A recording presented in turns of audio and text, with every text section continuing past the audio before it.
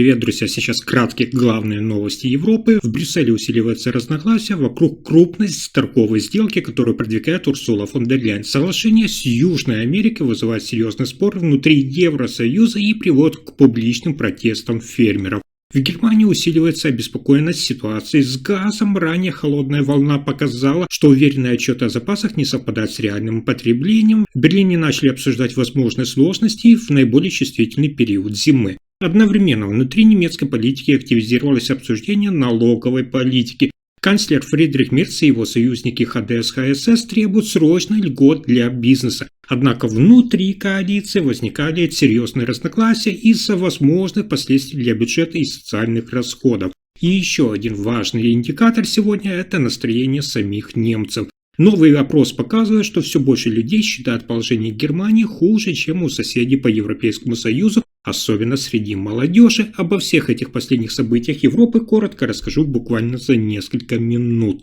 Итак, в Брюсселе продолжается масштабное обсуждение мировой торговой сделки, которую продвигает председатель Еврокомиссии Урсула фон дер Ляйен. Речь о соглашении между Евросоюзом и блоком Меркосур, то есть группой стран Южной Америки, в которую входят Бразилия, Аргентина, Уругвай и Парагвай. Фон дер Ляйен обещает, что сделка создаст огромный торговый рынок, это более, внимание, 700 миллионов потребителей, а сама Европа получит новые возможности для экспорта техники, машин и услуг. Комиссия также предложила выделить около 45 миллиардов евро для компенсации возможного ущерба европейским фермерам.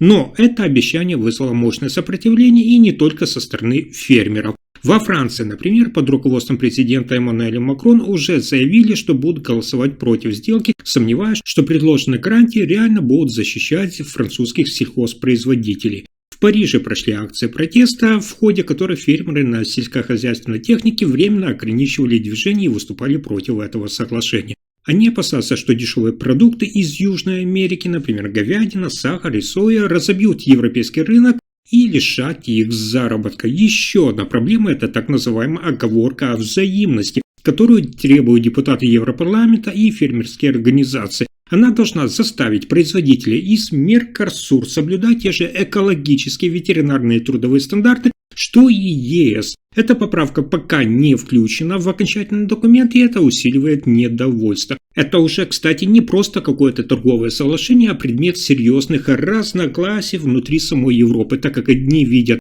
в нем шанс укрепить экономические связи с огромным рынком, а другие видят угрозы для сельского хозяйства, экологии и рабочих мест. Урсула фон дер Ляйен стоит на своем, утверждая, что Европа должна диверсифицировать партнеров и укреплять позиции на глобальных рынках. Противники же заявляют, что такие обещания могут привести к негативным последствиям для европейских фермеров и ослаблению действующих стандартов качества и защиты.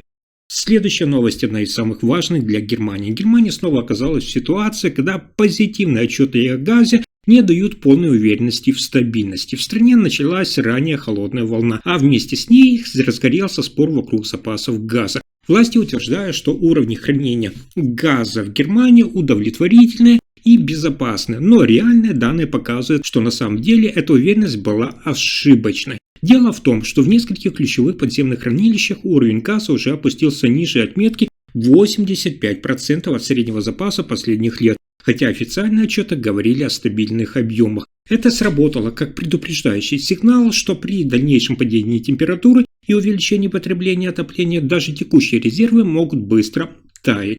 Эксперты отрасли указывают на прямую ошибку, то есть оценки хранилищ делались без учета ускоренного расходования газа в домах и предприятиях, а также без корректировки на рост потребления электроэнергии в холодные дни. Именно это привело к ситуации, когда выводы о безопасности были слишком оптимистичны и оторваны от реального потребления. Фактически страна оказалась в том положении, когда в пик отопительного сезона могут возникнуть серьезные риски для поставок энергии, особенно если морозы будут сильнее обычного. Это перевод обсуждения запасов газа из плоскости обычной статистики в сферу возможных системных рисков. Канцлер Германии Фридрих Мерц уже назвал ситуацию важным вызовом для правительственной стратегии, подчеркнув необходимость пересмотра плана по расходованию, импорту и перераспределению газа в ближайшие недели. В правительстве также обсуждают дополнительные меры, включая использование резерва и ускорение соглашений с иностранными поставщиками. Председатель Еврокомиссии Урсула фон дер Ляйен также прокомментировала эту ситуацию, заявив, что ЕС внимательно следит за уровнем запасов энергетических ресурсов во всех странах Союза, и, по ее словам, нынешняя холодная волна – это и есть такая линия проверки на устойчивость всей европейской энергетической системы, и Брюссель готов поддержать государства-члены ЕС, если начнутся перебои.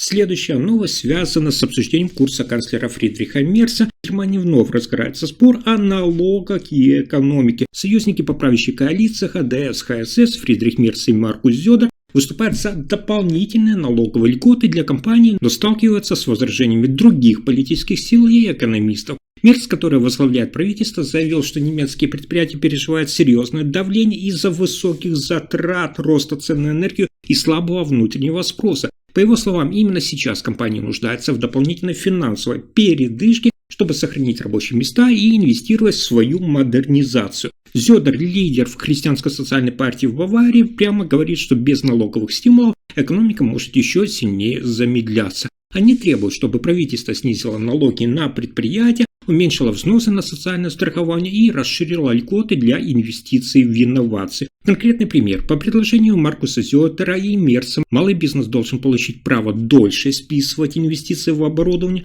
а крупные компании снизить налог на прибыль хотя бы на процентный пункт. Однако такие предложения вызывают острые разногласия внутри самой коалиции. Министр финансов и представители центристской партии предупреждают, что дополнительное налоговое послабление серьезно снизит доходы бюджета, а это, в свою очередь, может ударить по социальным программам, школам и здравоохранению. Один из критиков сказал прямо, цитата, «Мы можем ослабить нагрузку на бизнес, но кто тогда заплатит за детские сады и дороги?» Экономисты добавляют, что в Германии уже есть сельские районы и отрасли, где компании уже терпят убытки и сокращают свой персонал. В таких условиях дополнительное снижение налога может дать кратковременный эффект, но не решит структурных проблем. Мерц и Зёдер, однако, настаивают все-таки, что чем раньше экономика получит передышку, тем меньше рисков срывов и банкротств в следующем году. Поэтому сегодня в Германии спорят не только о налогах, а это уже конфликт двух подходов, то есть стимулирование бизнеса сейчас или гарантии социальных обязательств завтра. А дальше еще одна важная новость. В Германии растет чувство недовольства ситуацией в стране, и это отражается в вопросах. Новое исследование социологической службы YouGov показывает, что каждый третий гражданин считает, что положение Германии хуже, чем в других западных странах. Сегодня цифры такие. Внимание! 34% опрошенных уверены, что экономика, социальная система и перспективы в Германии идут хуже, чем в соседних странах. Еще 16% не смогли однозначно ответить, но склоняются к тому, что ситуация неопределенна и нестабильна. Опрос также выявил, что многие немцы, а таких почти половина, считают, что экономический рост страны слишком слабый. Более 40% обеспокоены уровнем инфляции и затратами на жизнь, и почти треть трудностями на рынке труда и дефицитом квалифицированных рабочих. И вот на что я хотел бы обратить ваше внимание. Это неудовлетворенность неравномерная по возрастам. Внимание, молодежь до 35 лет оценивает ситуацию куда хуже, чем старшее поколение. Эксперты связывают это с давлением на первую работу, затратами на жилье и карьерными перспективами. Именно эти цифры превращают обычный опрос в важный социальный индикатор. Это уже ясно отражает реальное чувство людей, которые сравнивают свою жизнь с жизнью в соседних странах. Реакция политики не заставила себя ждать. Канцлер Германии Фридрих Мерц признал, что результаты опроса – это действительно сегодня серьезный вызов для правительства. Он заявил, что экономические реформы и снижение повседневных затрат для семей должны оставаться в приоритете, чтобы вернуть людям уверенность в будущем. При этом сторонники более жесткой экономической политики говорят, что Германии уже нужно не равняться на других, а развивать собственные сильные стороны, например, промышленность и инновации. Председатель Еврокомиссии Урсула фон дер Ляйен в Брюсселе отметила, что такие настроения в Германии на самом деле отражают общий тренд во всей Европе, так как сегодня общество во всех европейских странах хотят устойчивых рабочих мест, стабильности цен и ясных перспектив. И именно это должно быть в центре внимания экономической политики ЕС и национальных правительств. На этом пока все. Вы слушали последние новости Германии. Если информация оказалась полезной, ставьте лайк, подписывайтесь на канал и делитесь видео. Спасибо за просмотр.